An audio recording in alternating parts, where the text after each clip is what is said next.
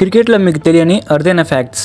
అందులో మొదటిది, ఇప్పుడు మనం క్రికెట్ ఆడాలి అంటే 3 వికెట్లు 2 బేల్స్ కావాలి. అదే పూర్వకాలంలో అయితే 2 వికెట్లు 1 బేల్ మాత్రమే ఉండేది. రెండవది, మనం విలేజెస్లో కావచ్చు, సిటీస్లో కావచ్చు గల్లీ క్రికెట్ ఆడుతూ ఉంటాం కదా. గల్లీ క్రికెట్ ఆడుతున్నప్పుడు డబుల్ సైడ్ అని చెప్పి ఒక ప్లేయర్ని అయితే పెట్టుకుంటాము. అలానే ఇంటర్నేషనల్ క్రికెట్లో కూడా పూర్వం జరిగిందనమాట. ఇఫ్తిఖర్ అలీ ఖాన్ అనే ఆయన మన ఇండియన్ తరపున, ఇంగ్లాండ్ తరపున డబుల్ సైడ్ ప్లేయర్గా ఆడాడు.